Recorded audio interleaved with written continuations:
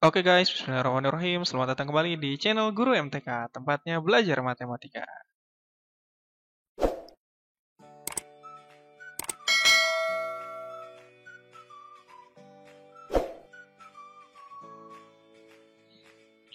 Baik, kita kembali lagi di pembahasan SKB untuk guru matematika SMP. Di video sebelumnya, bagian pertama ya, video sebelumnya sudah saya jelaskan soal nomor 1 sampai dengan 10. Kemudian kali ini kita akan bahas untuk dari 11 sampai dengan 20. Salah satu contoh soalnya seperti ini. Pastikan Bapak Ibu guru semua menonton sampai dengan selesai dan tidak melewatkan satupun penjelasannya. Catatannya sama seperti yang sebelumnya, bahwa soal-soal yang saya bahas di sini adalah soal-soal asli untuk uji kompetensi profesional pada pendidikan profesi guru PPG Matematik Guru SMP. Baik, soal yang pertama. Dengan menggunakan sepeda motor, Tom berangkat dari kota A ke kota B dan kembali ke kota A dalam waktu 5 jam. Oh, artinya dia pulang pergi ya. Pulang pergi pakai motor tuh 5 jam dari A ke B, B ke A. Kemudian, jika Tom menggunakan mobil dari A ke B, kembali ke A, maka waktu yang dibutuhkan 3 jam. Nah, kalau pakai mobil katanya PP itu 3 jam. Berapakah waktu yang dibutuhkan Tom jika ia berangkat dari A ke B dengan naik sepeda motor dan pulang dari B ke A dengan naik mobil? Nah, pertanyaannya, kalau berangkatnya pakai motor, pulangnya naik mobil, berapa jam dihabiskannya? Ini soal termasuk level mudah ya, Bapak Ibu guru pasti bisa dia. Jadi kalau motor katanya A ke B-nya setengahnya otomatis ya, karena jarak A ke B, B ke A itu sama kan. Karena PP-nya 5 jam, maka masing-masing 2,5 jam, 2,5 jam. Begitupun dengan mobil, ketika dari A ke B, itu dia sama seperti dari B ke A jaraknya. Maka masing-masing, karena total waktunya 3 jam, maka masing-masingnya 1,5 jam. Oke ya. Kemudian, karena berangkatnya menggunakan motor, berangkatnya motor nih, kita dari A ke B. Berarti 2,5 jam kan habisnya. Kemudian dari B ke A pakai mobil. Kan habisnya berapa? 1,5 jam. Berarti waktu yang dihabiskan untuk PP adalah 4 jam. Oke ya. Jadi jawabannya yang C. Ini soal termasuk level yang mudah. Karena ini tipe soal TPA ya. Nggak perlu konsep yang ribet banget ini. Baik, kita lanjutkan nomor 12 ya. Jika M dan N adalah bilangan real positif, berbeda bilangan real positif ya. Berarti artinya dia bisa pecahan ya.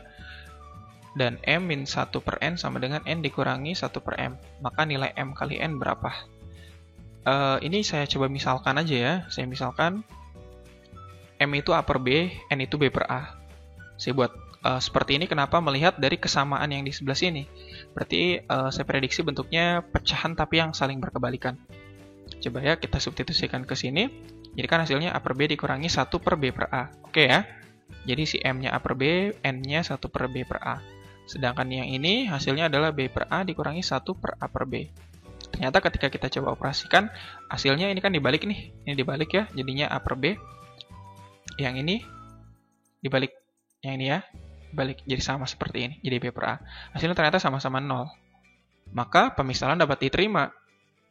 Karena yang ditanya adalah perkalian, M kali N, maka A kali B dikali B per A. Hasilnya sama dengan 1. Oke, ini idenya saya dapatkan ketika melihat pola yang sebelah sini ya. M dikurangi 1 per N sama dengan N dikurangi 1 per M. Ini nggak akan ketemu kalau pakai bilangan bulat biasa. Ya nggak? Kalau 1 dikurangi setengah, misalkan katakanlah M-nya 1, N-nya 2. Ini akan beda kasusnya dengan 1 dikurangi 1 per 1. 1 dikurangi setengah yaitu setengah, 2 kurangi 1 ya 1. Ini kan tidak sama dengan jadinya. Maka pemisalannya saya buat jadi pecahan, dan mereka saling berkebalikan. Oke Bapak Ibu Guru, kalau ada ide lain silakan boleh ditaruh di kolom komentar. Kita lanjutkan soal nomor 13. Jika f adalah fungsi kuadrat yang grafik fungsinya melalui titik min 2,0, min 1,0, dan 0, min 2, maka nilai f 10. Berarti kita harus tahu dulu rumus dari fungsi kuadrat yang dimaksud. Kan fungsi kuadrat itu dia rumusnya fx sama dengan ax kuadrat plus bx plus c. Fungsi kuadrat ya. Sekarang kalau titiknya melalui titik yang dilaluinya min 2,0, berarti kita substitusikan aja ke sini. X-nya min 2, Y-nya 0 gitu kan. Berarti 0 sama dengan A dikali min 2 kuadrat ditambah B kali min 2 ditambah C. Seperti itu ya. Jadi hasilnya 4A min 2B plus C sama dengan 0. Ini persamaan pertama. Kemudian, titik yang dilalui yang kedua, min 1,0, lakukan hal yang sama seperti yang sebelumnya. Jadinya 0 Y-nya 0 ya. A dikali min 1 kuadrat, B kali min 1 plus C. Hasilnya jadi A min B plus C sama dengan 0. Yang terakhir, 0, min 2, kita lakukan lagi, jadinya min 2, karena Y-nya min 2, X-nya yang 0. Nah, jadi min 2 sama dengan A kali 0, B kali 0 ditambah C. Hasilnya berarti C-nya sama dengan min 2. Dari sini bisa berlaku untuk eliminasi dan substitusi. Pertama kita eliminasi dulu, eliminasi terlebih dahulu ya, yang 1 dan 2. Terhasilnya kita eliminasi, kita kurangi, C-nya hilangkan ya. Kita kurangi, si C-nya hilang. Ya. Nanti kita dapat 3A, 4A min A, 3A, min 2B dikurangi min B, jadi min 2B ditambah B, hasilnya min B ya. 3A min B sama dengan 0. Kemudian, substitusi 3 ke 2. Nah yang ini kita substitusi ke sini. Hasilnya nanti jadi untuk C sama dengan min 2, kita substitusikan ke sini. Boleh sih ke 1 juga ya. Saya pilih yang 2, kenapa? Karena B-nya udah koefisiennya udah 1, 1 ya, jadi lebih gampang. Kemudian A min B sama A min B min 2 sama dengan 0. Berarti kan A min B sama dengan 2. Kita punya persamaan yang terdiri dari 2 variabel. Berarti bisa kita eliminasi. Eliminasi yang keempat sama kelima yang saya checklist tadi. 3A min B sama dengan 0, yang ini A min B sama dengan 2. Ya, kita eliminasi, B-nya hilang. Habis ya, 3A dikurangi A jadi 2A, ini jadi 0 kurangi 2 jadi min 2. Maka A-nya kita punya min 1. A-nya min 1, kita substitusikan A sama dengan min 1 ke persamaan yang 4 atau 5 boleh. Kita substitusikan ke persamaan yang 5, A min 1, A sama dengan min 1 ya, substitusikan ke sini. Jadinya min 1 dikurangin B. Nah, min 1 kurang B sama dengan 2. Maka B-nya sama dengan min 3. B juga ketemu. A dan B udah ketemu, C juga udah ketemu di awal ya. A, B, C udah ketemu, maka rumus fungsinya min X kuadrat min 3X min 2. Karena awalnya kita kan rumusnya AX kuadrat plus BX plus C. A, B, C-nya kita ganti jadi min X kuadrat min 3X sama min 2. Karena yang ditanya adalah F10, maka F10 sama dengan min dari 10 kuadrat kurangi 3 kali 10 kurangi 2. Berarti min 100 dikurangi 30 kurangi 2. Min 132. Jawabannya yang D. Sebenarnya ada cara satu lagi yang menggunakan rumus yang melalui 3 titik. Ini sebenarnya salah satunya yang 3 titik, yang satu lagi kalau bisa diketahui memotong sumbu X di kedua titik dan ada titik lainnya. Sebenarnya bisa pakai itu juga. Tapi enaknya kalau kita nggak hafal rumus yang tadi ya kita pakai substitusikan seperti ini dan eliminasikan masing-masing persamaannya. Oke Bapak Ibu Guru, kita lanjutkan soal nomor 14.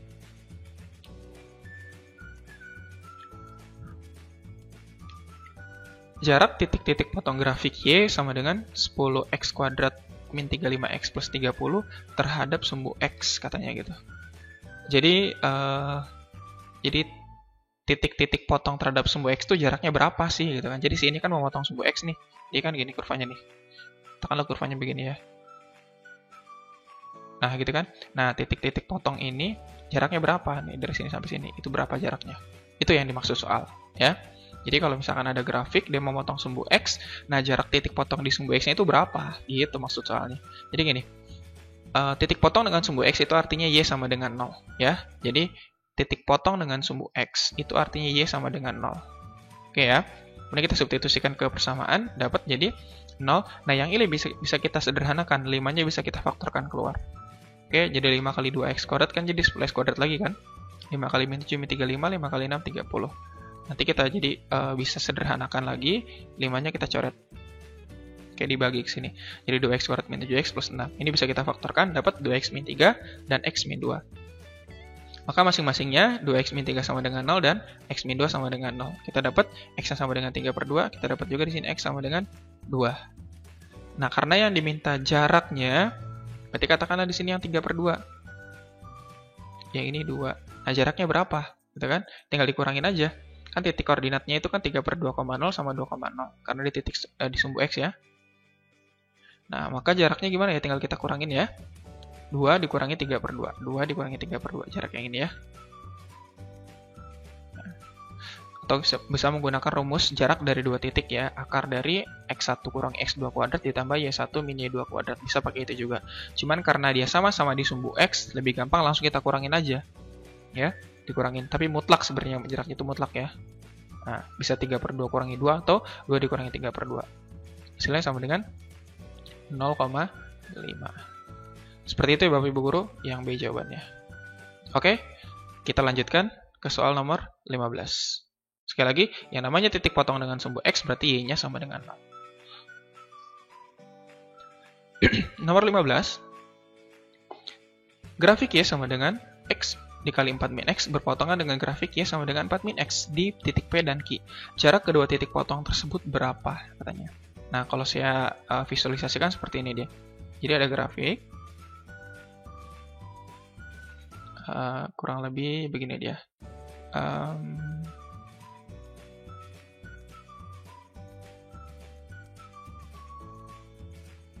Nah, gitu ya. Kemudian dia ada lagi titik 4 min X. Seperti gini grafiknya dia.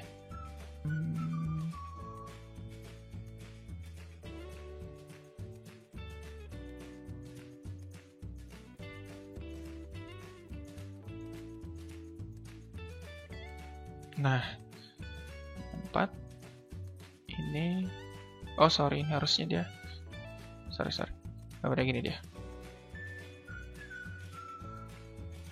Nah, gitu ya. Jadi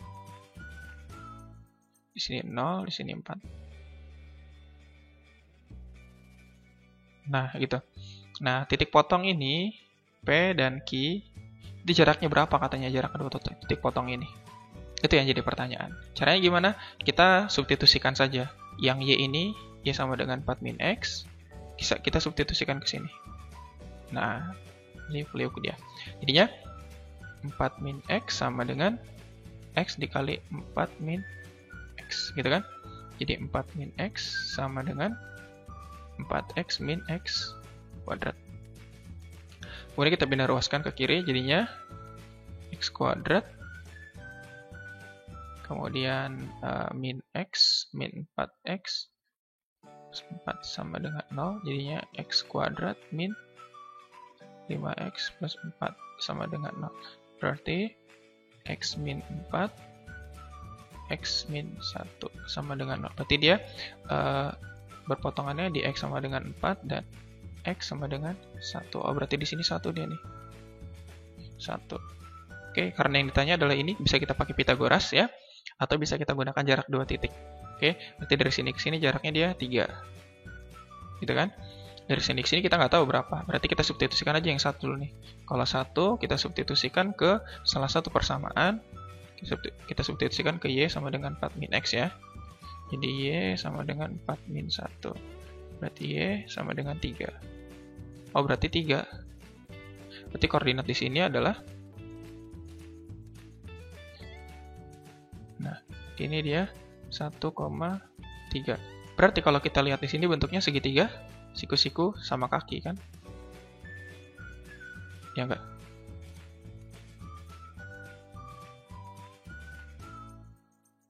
Nah, ya kan?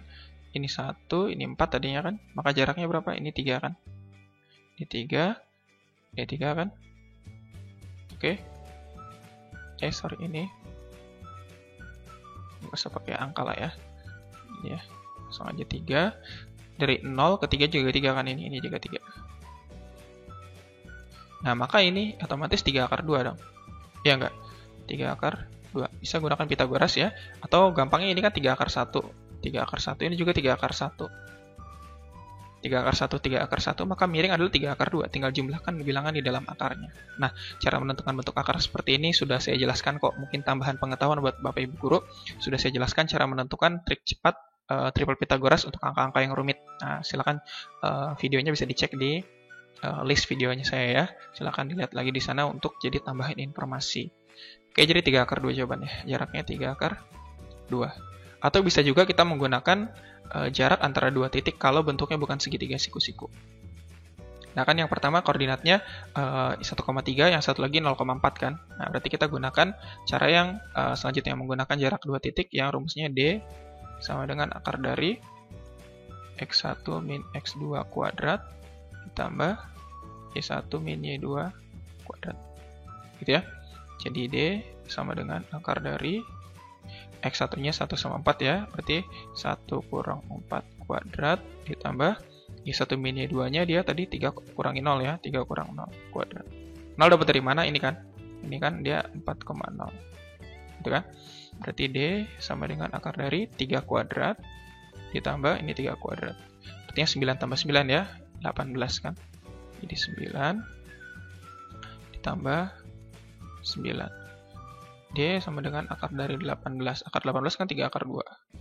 Sama ya, sama-sama 3 akar 2. Jawabannya sama, 3 akar 2. Kalau Pitagoras kayak tadi, siku-siku bisa kita ketemu juga. Kalau enggak, kita menggunakan jarak 2 titik. Bisa pakai itu juga. Oke, saya rasa Bapak Ibu Guru lebih paham lah. Kita lanjutkan soal nomor 16.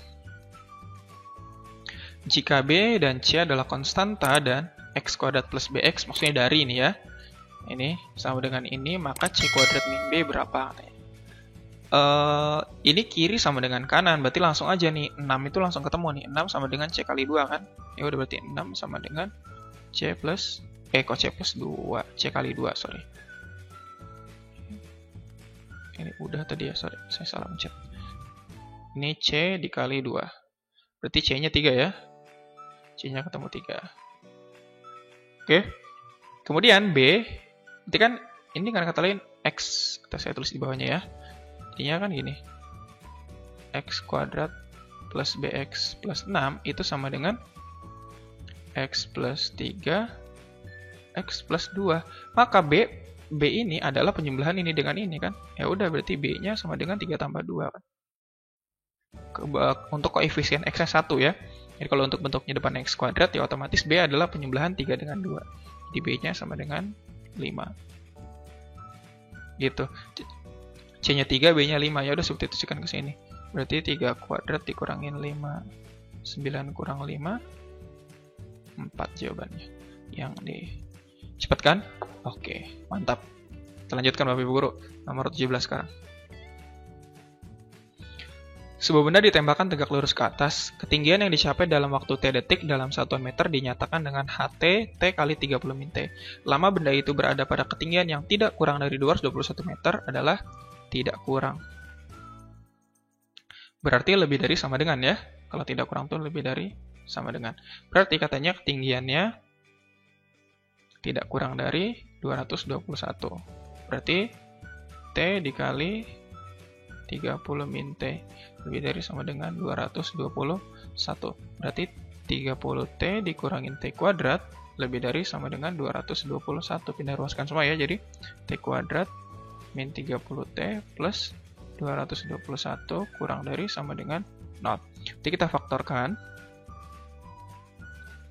T kuadrat min 30T plus 221. Berarti lihat optionnya 13 sama 17. Nah ini 13 sama 17 sebenarnya ada jumlah 30 dikali 7 kali 3 belakang yang 1. Ya, kita anggap benar ya.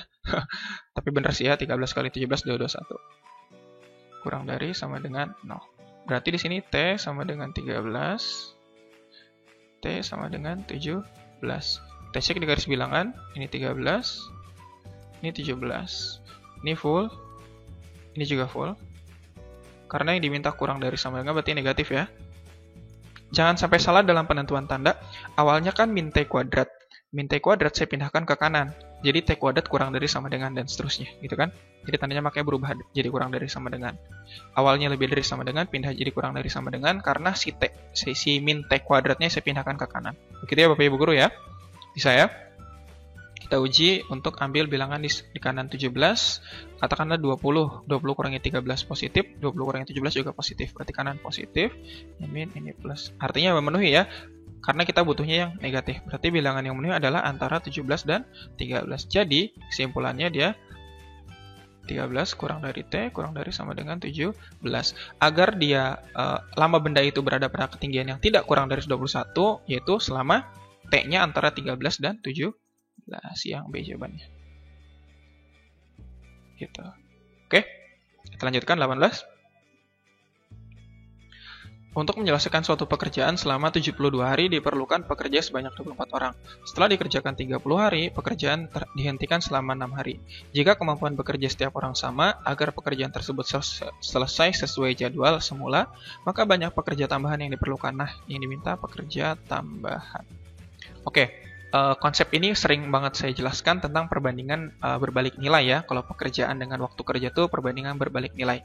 Jadi pekerja dengan waktu kerja itu dia berbalik nilai. Sudah banyak videonya sudah saya jelaskan. Silakan kalau melihat di playlist CPNS silakan untuk belajar tambahan lagi ya. Ini sering banget di SKD. Caranya gini, ada dua cara, bisa menggunakan perbandingan berbalik nilai atau bisa menggunakan namanya rencana sama dengan realisasi. Jadi rencana sama dengan realisasi. Rencananya dia 72 hari oleh 24 orang kan? Jadi 72 dikali 24. Jangan kali inilah, pakai titik aja ya. Nah, sama dengan realisasinya setelah dikerjakan 30 hari. Berarti yang 30 hari pertama 24 orang kan yang kerja ya. Kemudian sisa harinya berapa hari lagi dia? Kan udah 72 hari udah dipakai 30 hari terus berkurang lagi 6 hari. Berarti di sini 72 dikurangin yang 30 dikurangin yang 6. Nah, dikali oleh berapa? Katakanlah dikali oleh P. Gitu. Oke? Jadi 72 kurang 30 kurang 6 ini artinya sisa harinya lagi kan? Karena 30 hari sudah berlalu kan? Udah dikerjakan oleh siapa? Oleh 24 orang. Nah, sisa harinya setelah berkurang 30 hari dan berkurang 6 hari berhenti, berarti tinggal berapa hari? Ya udah tinggal 72 dikurangin 30 hari yang sudah terlaksana, dikurangin lagi dengan 6 hari yang dia berhenti. Paham ya? Jadi 72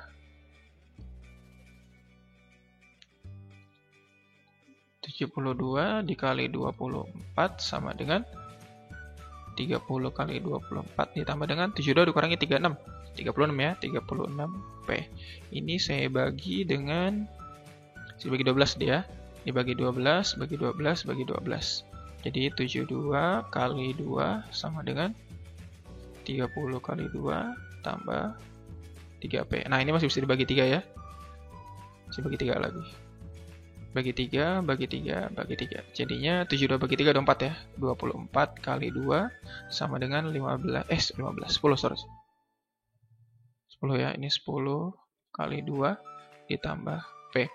Jadi 48 dikurangi 20, jadi 28 sama dengan P. Oh, ternyata pekerjanya 28 orang. Kalau totalnya yang ditanya kan tambahan, ya udah karena tambahan berarti karena yang diminta tambahan berarti sama dengan 28 dikurangi 24 sama dengan 4 orang. Jawabannya yang C. Seperti itu ya Bapak Ibu Guru, rencana sama dengan realisasi. Ini versi saya jawabannya, menggunakan perbandingan berbalik nilai juga bisa. Jadi gini, dia 72, dia 24. Gitu kan? Kemudian berkurang 30 hari, min 30. Tinggal berapa? 42. Dikurangin lagi 6. Jadi 42 di sininya 36 ya, 36. Nah, ini kan 24 nih. Ya kan? 24 di sini X atau P-nya tadi ya kan? Si P-nya tadi. Nah, udah, ini bisa kita cari. Dia gunakan perbandingan berbalik nilai. Jadi caranya dikali silang ini. Gitu. Oke, sorry. Kali lurus. Kalau dia perbandingan berbalik nilai kali lurus. Nah, gitu. Oke ya, jadi bisa untuk dicoba nanti. Bener nggak? Kalau misalkan kita gunakan konsep yang tadi, 42 kali 24. 42 kali 24 itu berapa Bapak Ibu Guru? 1008 ya. 1008 sama dengan 36P. 1008 kalau kita bagi 36 itu berapa ya? Dibagi 36, 28 ya? Bener ya? Ini 28 sama dengan P. Bener ya? Kalau kita gunakan perbandingan berbalik nilai, sama ternyata menggunakan yang si realisasi. Cuman yang jadi kendala kadang di pemodelan ininya yang ribet. Jadi, nah, atau ada lagi mungkin cara lain yang Bapak Ibu Guru punya yang sering dikasih ke siswanya. Ini materi kelas 9 ya. Kelas 9. Kelas 7. Cuman di kelas 9 sering banget keluar untuk persiapan UN biasanya kan. Nah, di kelas 7 nih materinya tentang perbandingan. Ya, Bapak Ibu Guru, kita lanjutkan ya, nomor 19. Berapa gram gula yang harus ditambahkan supaya 120 gram larutan 15% menjadi larutan dengan kadar gula 20%. Nah, maksudnya ini larutan yang 120 gram ini kadar gulanya 15% ya. Nah, yang diminta gimana nih naikin kadarnya jadi 20%. Berarti berapa gram nih gula untuk dimasukin lagi. Caranya gini, bahwa persentase kadar, ya kadar persen ini ya. Kadar itu dia si gram gulanya dibagi dengan total gram larutannya, gitu kan ya. Gram larutan. Berarti dengan kata lain, 15% itu sama dengan gram gula yang dilarutkan per 120 gram larutannya. Ini kita kali sini deh. Kali silang ya. Jadi 15% atau 15 per 100 lah ya. 15 per 100 saya kali dengan 120 sama dengan gram gula. Coret-coret. 15 kali 12 180 bagi 10 jadi 18 ya. Gram gulanya ya 18 gram. Oh, ternyata si gulanya 18 gram. Sekarang gimana nih? Biar dia naik jadi 20%. Berarti kalau mau dapat 20%, berarti si 18 tadi kita tambahkan berapa nih? Gitu kan? 120 juga ditambah berapa? Karena kalau gulanya ditambahkan otomatis si berat larutan juga nambah dong. Jadi kita tambah X semuanya. Terus gimana? Kita kali silang aja. Jadi 20 per 100 kita kali dengan 120 plus X sama dengan 18 plus X gitu ya. 20 per 100 kan 0,2 ya. 0,2 dikali 12 atau ini saya langsung buat 0,2 ya. 20% itu 0,2. 0,2 dikali 120 jadi 24 ya. 24 ditambah 0,2 X sama dengan 18 plus X. 24 pindah ke sini, 18 pindah ke sini ya. Jadinya X dikurangin 0,2X. Ini 6 sama dengan 0,8X. Jadi berapa? 6 dibagi 0,8 atau 60 bagi 8 ya. Jadinya 60 bagi 8 ya. 60 per 8 itu 5, 6 aja 7, tinggal 4, 7,5 berarti 7,5. Ternyata gula yang harus kita masukkan adalah sebesar 7,5, seberat 7,5 gram. Ada jawabannya yang D. Gitu ya. Jadi untuk mencari kadar persen itu ya gram gula dibagi dengan gram larutan ya. Gram larutan. Oke, kita lanjutkan Bapak Ibu Guru. Soal nomor 20. Nah, ini soal yang saya tampilkan di pertama tadi. Katanya jika M dan N adalah bilangan bulat positif dengan M kuadrat plus N kuadrat ditambah 2MN ditambah M tambah N sama dengan 6, maka nilai dari M tambah N berapa? Ini bilangan bulat positif loh, ya. Bilangan bulat positif. Sebenarnya kalau kita tebak langsung bisa sih hasilnya berapa ya. Karena ini aja nih, M yang di M kuadrat tambah N kuadrat, ini aja udah bilangan kuadrat kan. Kalau M-nya 2 tambah 2 kuadrat jadi 4 tambah 4 udah 8, lebih dari 6. Kayaknya nggak mungkin MN-nya 2 ya. Coba MN-nya 1 semua. Ya nggak? Jadi 1 kuadrat, 1 kuadrat, 1. Tambahin ya. Jadinya kan 1 tambah 1 tambah 2 kali 1 kali 1 berarti 2 ditambah M-nya 1 tambah 1. Sama dengan 6 nggak? 1 tambah 2, 4. Nah, 6 bener kan? Nah, berarti kasusnya akan bener kalau M sama N-nya masing-masing 1 kan? Berarti M tambah N ya 2 dong harusnya. Gitu ya? Itu kalau misalkan kita langsung mau menggunakan kayak tadi ya. Tapi bisa nggak sih secara aljabarnya? Bisa sebenarnya ini dia.